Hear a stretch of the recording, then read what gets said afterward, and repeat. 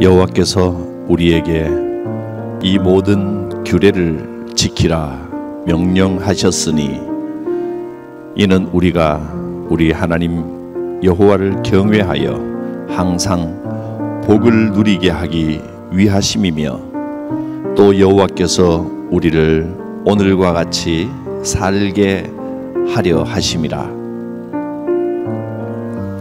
우리를 택하여 사랑하여 주시고 오늘도 우리에게 복 주시는 하나님을 의지하며 감사와 찬송을 돌립니다. 주의 말씀을 즐겨 듣고 기뻐 청종할 때 우리의 앞길을 인도하여 주실 줄 믿습니다. 오늘도 말씀 가운데 함께 하시고 깨닫는 은혜가 있게 하옵소서. 예수님의 이름으로 기도드립니다. 아멘.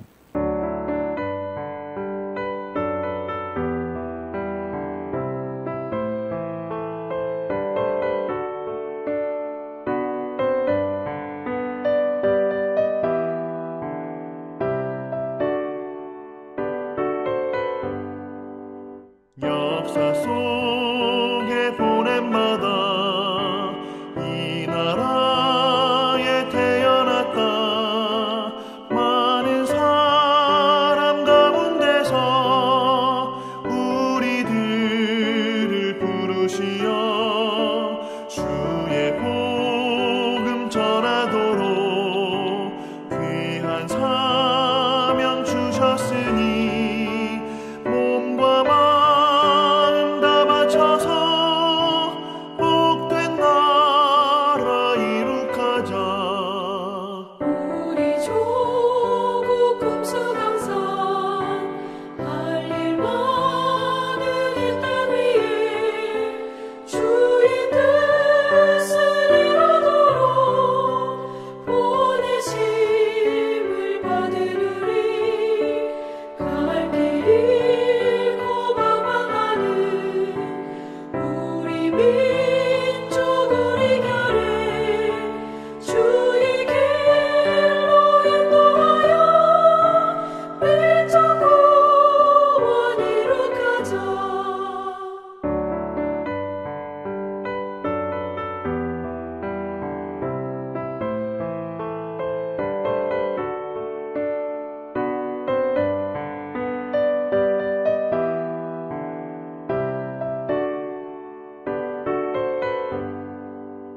같은 믿음 같은 사명 주께 받은 젊은이여 사랑으로 하나 되고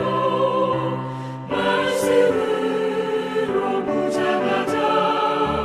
우리 모두 힘을 합쳐 용감하게 전진하고 이 땅 위에 주의 나라 생명 바쳐 이룩하자.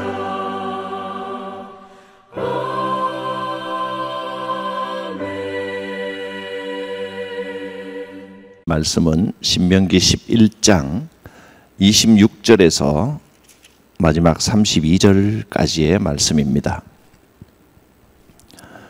내가 오늘 복과 저주를 너희 앞에 두나니 너희가 만일 내가 오늘 너희에게 명하는 너희의 하나님 여호와의 명령을 들으면 복이 될 것이요 너희가 만일 내가 오늘 너희에게 명령하는 도에서 돌이켜 떠나 너희의 하나님 여호와의 명령을 듣지 아니하고 본래 알지 못하던 다른 신을 따르면 저주를 받으리라.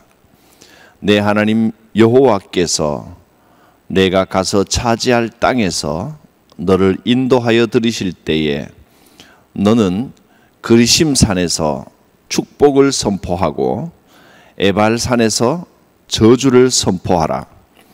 이 두 산은 요단강 저쪽 곧 해지는 쪽으로 가는 길 뒤 길갈 맞은편 모래 상수리 나무 곁에 아라바에 거주하는 가나안 족속의 땅에 있지 아니하냐.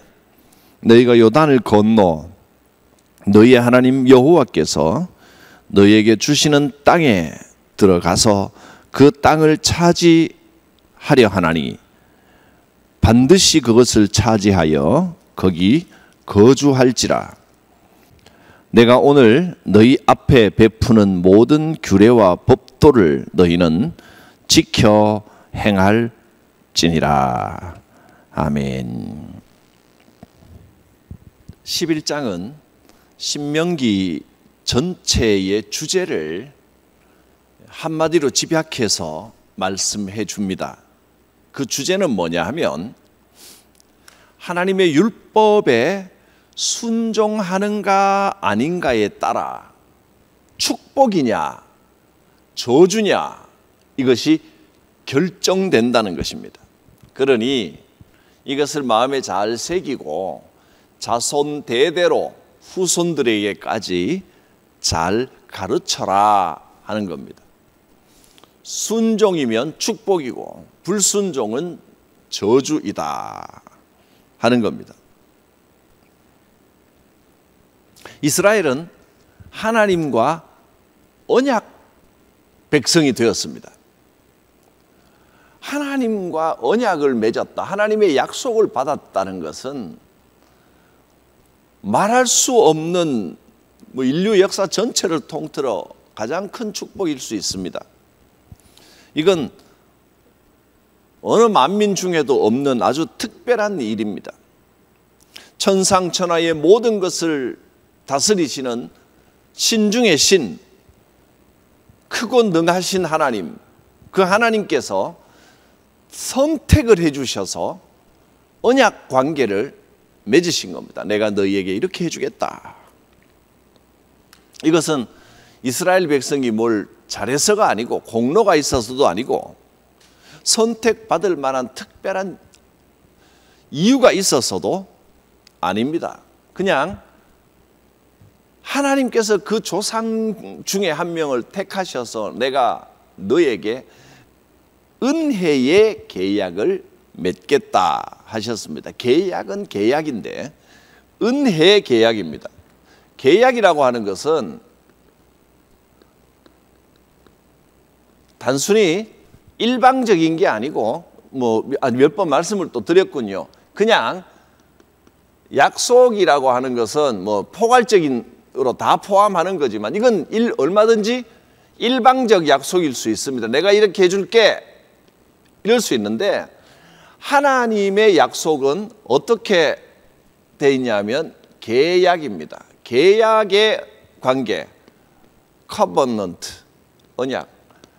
하나님의 언약은 계약 관계로 주어졌습니다. 근데 이 계약이 어떤 계약이냐? 계약이라고 하는 건 네가 이렇게 하면 나도 이렇게 하겠다. 쌍방 의무가 있는 게 계약이죠. 쌍방 의무. 이건 쌍방의 일방적인 게 아니고 쌍방입니다. 쌍방 의무가 있는 게 계약입니다. 그런데 계약을 맺는데 하나님 쪽에서 은혜로 계약을 맺어주셨다. 은혜로 계약을 맺어주셨다 하는 겁니다. 은혜 계약. 하나님께서는 이스라엘 백성에게 은혜 계약을 맺으셨고 오늘 우리와도 은혜 계약을 맺어주셨습니다. 우리와는 이스라엘 백성에게는 어떻게 은혜 계약을 맺었습니까? 이스라엘에게는 아브라함을 통하여 은혜 계약을 맺어주셨습니다. 그러니까 창세기를 보면 1장부터 창세기 1장에서 11장까지는 계약 관계가 아니라 계약을 원래 하나님께서는 아담과 계약을 이 은혜 계약을 맺으셨습니다. 그런데 아담이 이 계약을 깨버렸습니다. 아담과의 계약은 아주 단순합니다. 하나님께서 은혜로 이 모든 것을 다 베풀어 줄 테니까 너는 아담이 해야 할 일이 있는 거예요. 그래서 계약입니다. 너는 동산 중앙에 있는 선악을 알게 하는 나무, 이것만 먹지 마라. 이게 하나님과 맺은 계약입니다. 아담이 이행할 계약 조건은 아주 단순합니다. 동산 중앙의 나무만 안 먹으면 되는 겁니다. 그런데 아담이 이것을 지키지 못하고 계약을 깨버렸습니다. 그러니까 창세기 1장부터 11장까지는 어떤 내용이냐면 인간이 하나님과의 계약을 깨버린, 계약을 파기해버리고 나면 어떤 일이 벌어지는가, 계약 파기 후 어떤 사건이 벌어졌는가, 어떤 일이, 계약 파기 결과라고 하면 되겠네요. 계약을 파기하고 난 다음에 결과가 어떠했는가를 보여주는 것이 창세기 1장부터 11장까지의 내용입니다. 인간이 하나님과의 계약을 파기해버리고 그 결과가 어땠느냐, 굉장히 자기가 선악과를 이제 먹었으니까 그 선악과, 즉 자기 판단대로 자기 지혜로 인생을 꾸려나가 보는 겁니다. 자기가 옳다고 판단되는 대로 최선을 다해서 열심히 해보니까 어떻습니까? 아담에게는 땅이 엉겅퀴를 내고 또 여자는 해산의 고통을 해야 되고 자기 힘으로 살아가는 인생이 그토록 어렵고 힘들고 고통스럽고 싸워야 할 일이 많다는 겁니다. 그리고 그 이후에도 인간이 자기 지혜로 살아보니까 어때요? 일이 술술 형통하게 잘 풀렸습니까? 안 됐습니까? 사실은 풀리는 것처럼 보였습니다. 가인이 죄를 지었음에도 그 자손들이 문명을 이루고 떵떵거리면서 잘 사는 것 같았지만 결국은 멸망으로 가더라는 거예요. 결국은 멸망할 수밖에 없더라는 겁니다. 그래서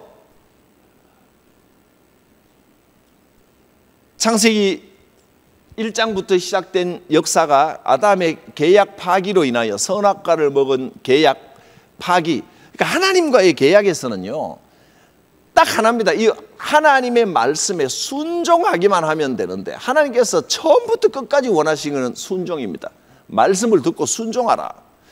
선악과, 즉 너의 지혜로 뭔가를 잘해보려고 자꾸 너무 하나님 없이 인간의 선함, 인간의 윤리, 이게 문제입니다. 인간의 윤리가, 인간이 자기가 뭔가 선하게 생각하는 대로 해보겠다는 쪽으로 가지 말고 순종하라는 겁니다. 순종.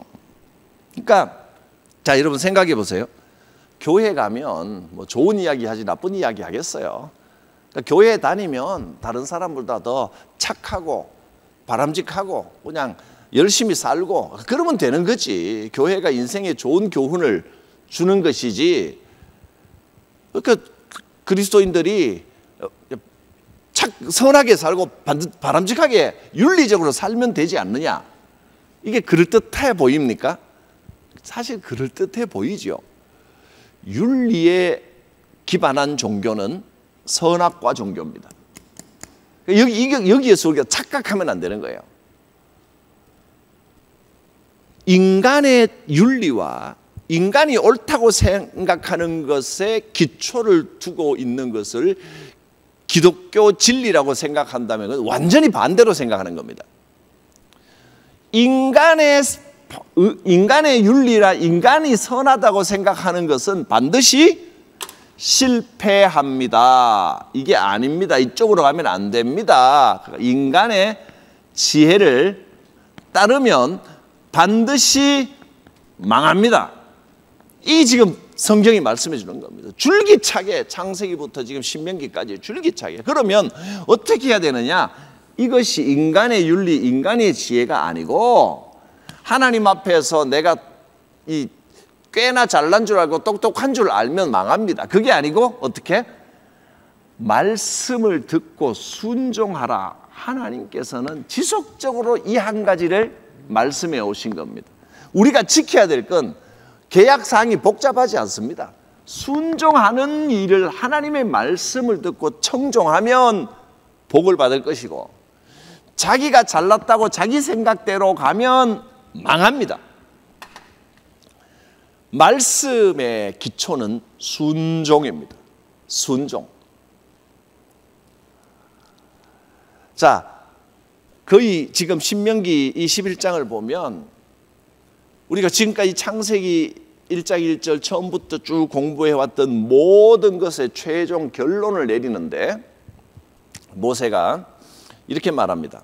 너희가 이제 요단강을 건너서 하나님이 주시는 저 약속의 땅, 가나안 땅을 차지하고 나면 제일 먼저 절대로 잊지 말고 반드시 해야 될 일이 뭐냐 하면 11장 29절 이와 같은 일입니다. 여기 내 하나님 여호와께서 네가 가서 차지할 땅으로 너를 인도하여 들이신다. 반드시 너희에게 주신다. 그러면 너는 그 땅에 가서 들어가서 산 꼭대기에서, 그러니까 온 만방의 모든 백성에게 선포하는 겁니다. 산에 올라간다는 건 한쪽 산에서는 그리심 산이라는 산에 올라가서 축복을 선포하고, 그 다음에 에발산이라고 하는 산에 올라가서 저주를 선포하라. 뭐 에발산이 어디 있고 그리심산이 어디 있다, 뭐 이거 지도 갖고 와서 말씀드릴 그것까지 하면 괜히 복잡하고요. 그건 뭐 크게 중요한 게 아니고, 지금도 그 에발산, 그리심산 그 지도 보면 바로 나옵니다. 그러니까 위치보다는 이 주제에 집중해 주시길 바랍니다.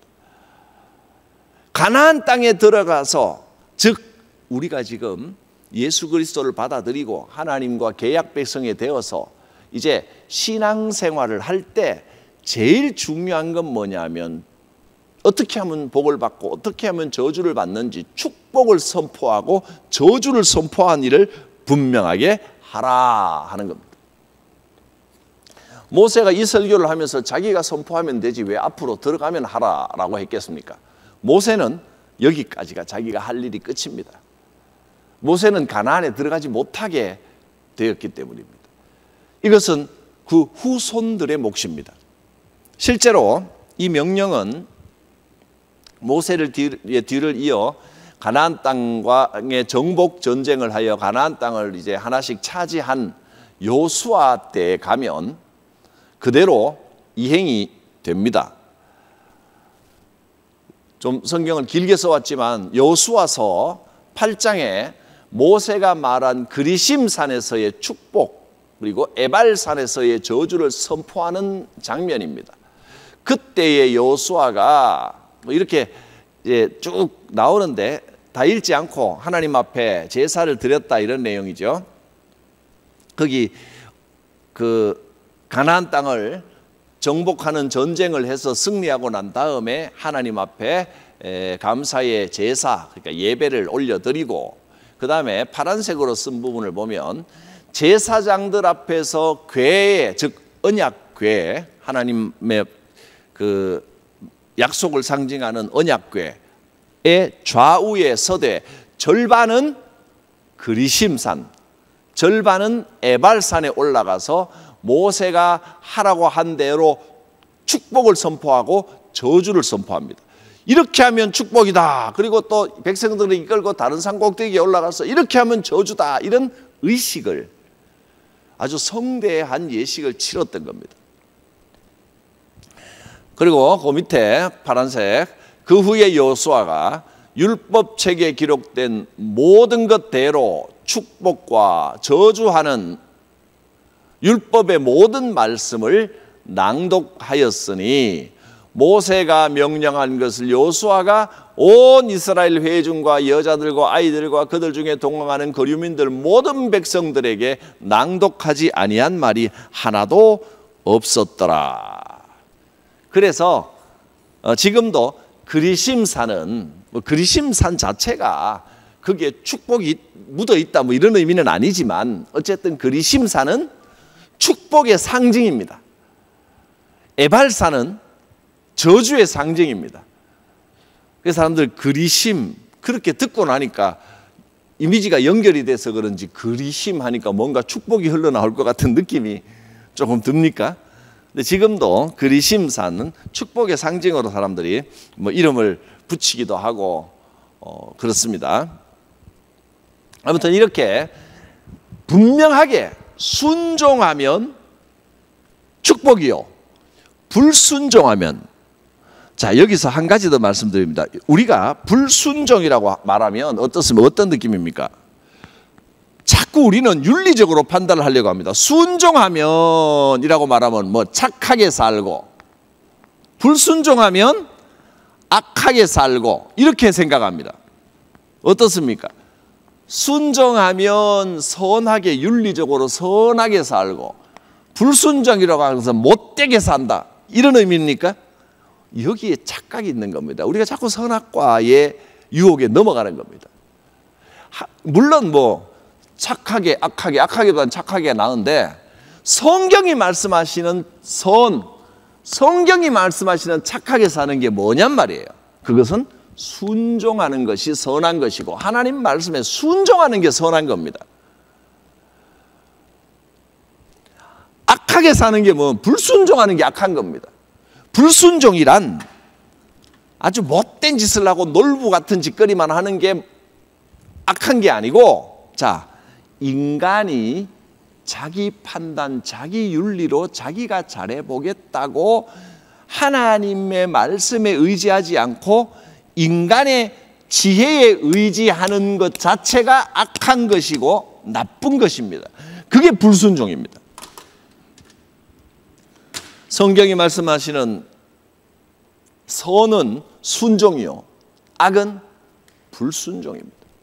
윤리의 기초에서 자기가 뭔가 잘해보려고 하고 하나님을 잊어버리고 하나님께 의지하지 않고 내 힘으로 잘 살아보겠다는 건 악한 겁니다. 그게 불순종입니다. 말씀에 귀 기울여야 됩니다. 말씀에.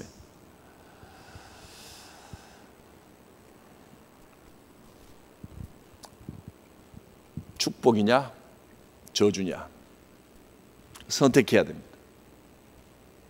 순종이냐 불순종이냐 선택해야 됩니다. 선택의 책임은 본인에게 있습니다. 자, 신명기 11장 26절에서 28절입니다. 내가 오늘 복과 저주를 너희 앞에 두나니 너희가 만일 내가 오늘 너희에게 명하는 너희의 하나님 여호와의 명령을 들으면 복이 될 것이요, 말씀에 순종하면 복이 있습니다. 너희가 만일 내가 오늘 너희에게 명령하는 이 도에서 돌이켜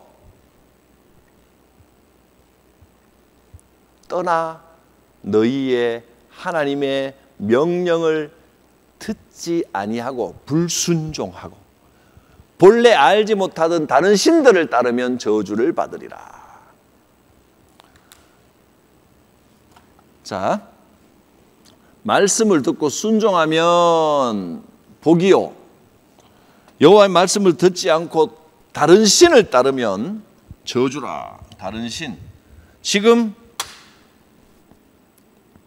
다른 신, 어떤 다른 신을 따를까요? 지금 현대인들이 가장 많이 따르는 다른 신은 뭡니까?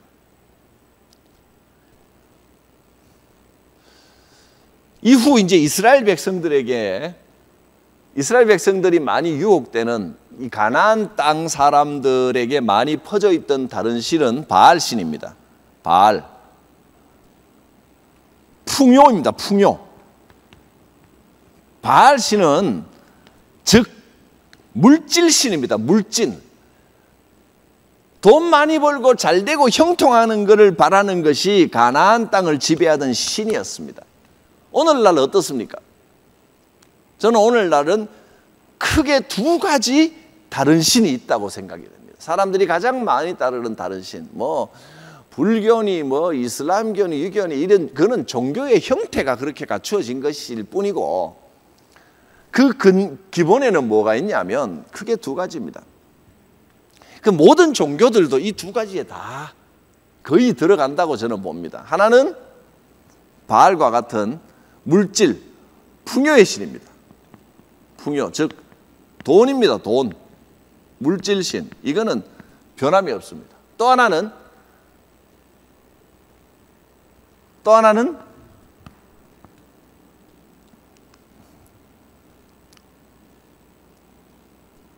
윤리입니다. 윤리. 인간 윤리, 인간 지혜. 자, 이것도 많이 보던 거죠. 창세기부터 계속해서 선악과가 나타나야 돼. 인간 윤리.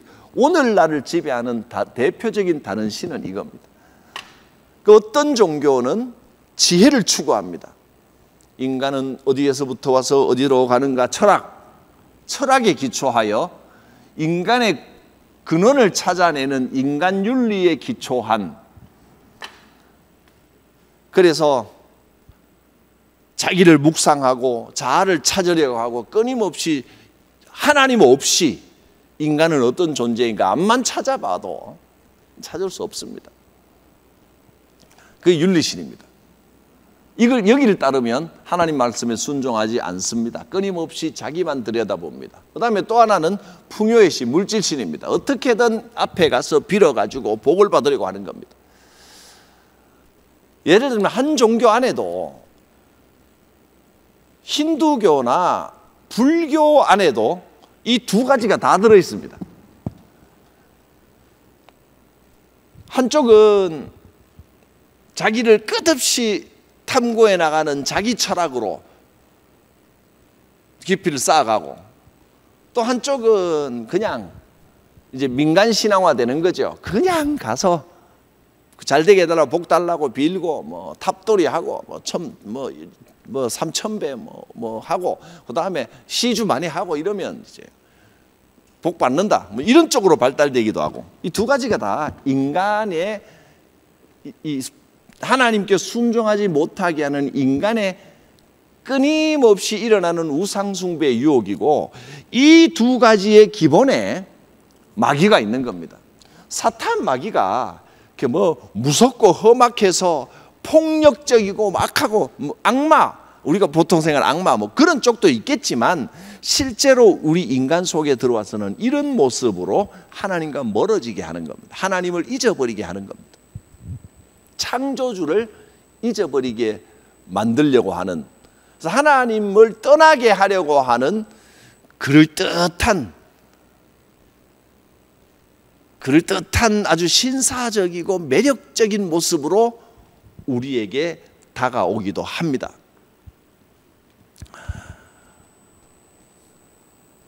하나님께서는 왜 은혜를 주시는데 왜 굳이 이 계약으로 은혜를 주셨을까? 계약.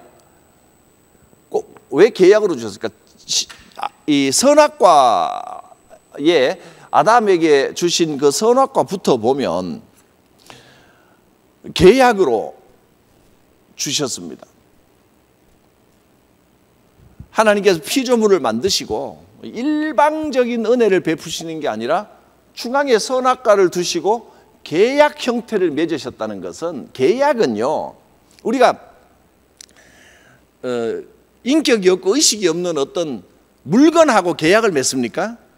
인형을 가지고 인형을 이뻐하는데 인형과 계약을 맺습니까? 그렇지 않습니다. 물건과는 계약을 맺는 게 아니라 내가 좋아해 주는 겁니다. 그런데 인격체와는 계약을 맺습니다.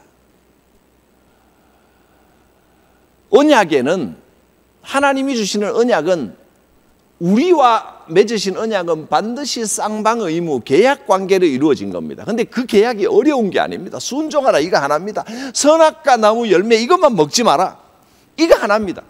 오늘의 선악과, 다른 신, 이것은 풍요로움이요, 윤리철학이요, 내가 어떻게 뭔가 일구어 보겠다는 것이요, 이게 다 결국은 여기 지금 잔뜩 써놨지만 어떻습니까? 지금 잔뜩 써놓은 선악과부터 시작해서 이리저리 써놓은 이거 전부 다 이렇게 보면 이게 전부 다 여기에 있는 거, 이게 전부 다가 창세기에 선악을 알게 하는 나무로부터 시작되는 결과물들입니다. 다 순종하면 복이요, 불순종하면 저주입니다. 선악과의 금지 계명은 단 하나였습니다. 먹지 마라. 선악 간에 네가 자꾸 판단하려고 하지 말고 하나님을 판단 기준으로 삼아라. 딱 그거 하나입니다. 자, 여러분 지금 어떻게 살고 계십니까? 선악과를 먹고 계십니까? 예, 선악과 끊었습니까? 하나님의 판단 기준대로 순종하며 살기로 작정하셨습니까? 내가 내 지혜와 내 머리와 내 경험과 내 지식으로 멋지게 한번 내가 해보겠다, 나 할 수 있다, 이쪽입니까? 심지어는 우리가 신앙생활 하면서 또 교회 생활 하면서도 선악과를 끊임없이 의지하고 끊임없이 선악과를 주장하는 쪽으로 일하는 분들도 적지 않습니다. 근데 그건 본인의 선택이고 결단입니다. 끊임없이 우리는 하나님을 의지합니다. 내 지식을 의지하지 않습니다. 나를 내려놓습니다. 이게 신앙의 싸움이에요. 신앙은 내가 한번 잘해보겠습니다. 그건 신앙이 아니에요. 지우고 깨끗하게 정확하게 다시 한번 제가 적겠습니다. 자, 불순종. 여기 불순종. 이것도 다시 적을까요? 불순종. 불순종은 저주입니다. 이 저주받을 불순종 뭘까요? 한마디로 말하면 내가 내 지식, 내 지혜, 내 경험, 내 재주, 제가 잘 해보겠습니다.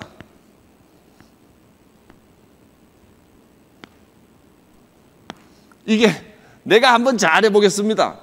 멋지게 한번 해보겠습니다. 하나님 지켜보십시오. 내가 누군지 아십니까? 제가 좀 합니다. 이게 불순종이잖아요. 이러면 망한다는 겁니다. 이게 저주가 눈앞에 놓여 있다는 겁니다. 제가 잘해보겠습니다가 아니고 순종은 뭐예요?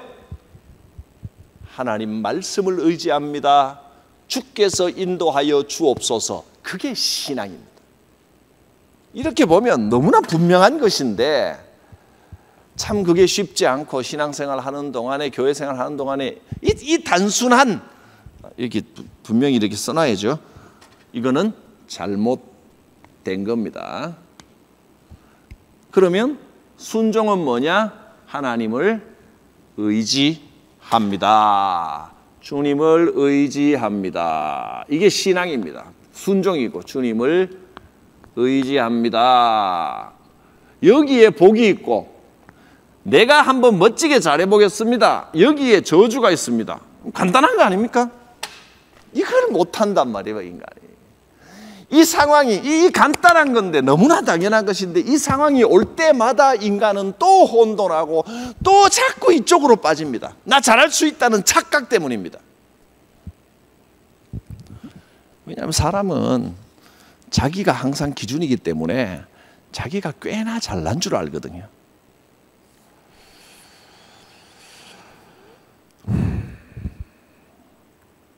가나안 땅에 들어가면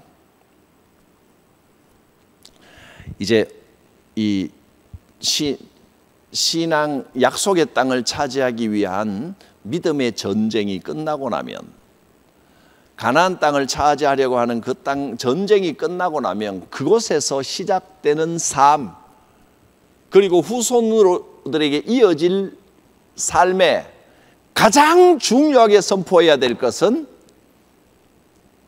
그리심산과 에발산의 선언입니다. 순종하면 복이요, 불순종하면 저주다. 이걸 선언하는 겁니다. 자, 오늘 그리심과 에발의 선포, 이 선언을 신명기 11장에 반드시 하라 했고 여호수아서 8장에 가서 실제로 그렇게 선포했던 것처럼 오늘 다시 선포합니다. 그리심 선언입니다. 주님을 의지하며 나의 연약함을 고백하고 순종하면 복을 받을 것입니다. 내 지식, 내 지혜를 의지하고 내가 한번 멋지게 해보겠습니다 하고 가면 저주를 받을 것입니다. 이상하게 잘할 수 있을 것 같은데 일이 더 꼬이고 결과는 더 안 좋습니다. 반드시 그렇게 됩니다. 하나님께서는 우리와의 이 계약 관계를 맺으면서 예수 그리스도를 통하여 하나님 자신을 내주신 거죠. 예수님은 성자 하나님으로서 인간으로 몸을 입고 이 땅에 오셔서 하나님 자신을 우리에게 주신 겁니다. 그래서 하나님께서는 모든 길을 다 열어놓으시고 내가 너를 위하여 모든 것을 다 주었다. 이제 하나님께서 이 계약 관계에서 하실 의무를 다 하신 겁니다. 이제 우리는 뭐 해야 되겠습니까? 하나님께서 열어놓으신 그 신앙의 길, 거기에 주님을 의지합니다. 순종해야 합니다. 여기에 있는 것처럼 저주를 생각하면 자꾸 두렵습니다. 근데 저주는 우리 앞에 두 개가 놓여 있지만 사실 아담도 선악과 안 쳐다보면 되는 거예요. 선악과가 있기 때문에 우리 인생에 불편한 건 하나도 없어요. 생명나무도 있고 에덴 동산의 모든 것을 다 마음대로 하도록 두셨는데 인간은 자꾸 자기가 꽤나 잘난 줄 알고 자기가 꽤나 잘하는 줄 알고 그 좋은 길 다 내버려 두고 가면 안 되는 그 금단의 길로 가려고 한단 말이에요. 그래서 동산 중앙에 있는 선악과 하나 있는 거, 선악을 알게 하고 내가 잘 옳고 그름을 판단하리라 라고 하는 그거 하나를 꼭 따먹으려고 하는 게 문제입니다. 여러분 그냥 나를 내려놓고 아멘하고 주님의 말씀에 순종하면 복을 받습니다. 인간이 그렇게 완벽하지 않고 인간의 조직체는 그렇게 완전하지 못하거든요. 근데 보면 내가 잘났기 때문에 그냥 두고 못 보는 사람들이 있습니다. 교회가 이게 잘못됐고 저게 잘못됐고 막 자기 지혜로 모든 걸 다 판단하다 보니까 썩어 빠진 교회 나는 못 다니겠다 그러고 가나안 교인 되는 겁니다. 홀로 독야청청 나 혼자서 주일날 뭐 교회 관계없이 나 혼자서 신앙 지켜나간다. 그게 가능하겠습니까? 할 수 있다. 왜? 하나님 살아계시고 내가 하나님 혼자서 예배 드리면 되는 거지. 그러면서 뭐 어디 카페나 뭐 또 다른데 또 골방에서 혼자서 예배 드리면 평생 그렇게 하나님 예배하며 살면 되지 뭐라는 게 가능하겠습니까? 가능하다고 말한다면 자기를 너무 과대평가하신 겁니다.